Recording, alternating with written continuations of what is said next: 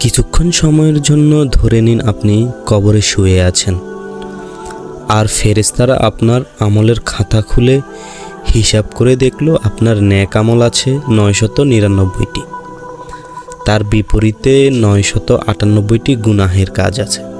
তাই ফেরেশতারা আপনাকে শুভেচ্ছা জানাচ্ছে, কারণ আপনি জান্নাতে যেতে পারবেন। আর আপনিও সেই সংবাদটি শুনে মহা খুশি।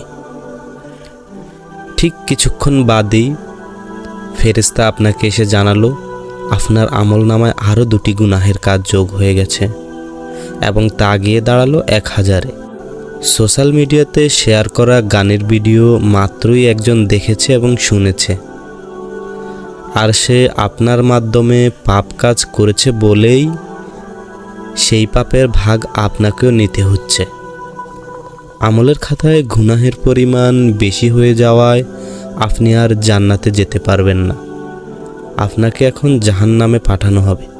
শুধুমাত্র অন্যের করা পাপের কারণে আপনার জান্নাতে যাওয়া হাতছাড়া হয়ে গেল। ঠিক কেমন লাগবে?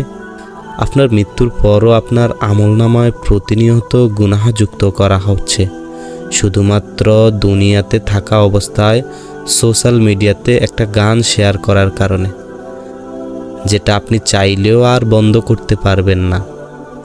আর এই গুনাহগুলো আপনি অ্যাক্টিভলি না করেও তার ফল পেতে থাকবেন যতদিন তা মানুষ দেখতে থাকবে। আর এটাই হলো গুনাহে জারিয়া।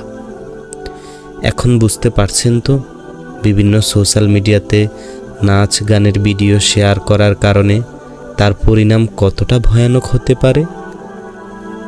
আমরা বেঁচে থাকতে ছোট ছোট এই বিষয়গুলোর উপরে সতর্ক হই।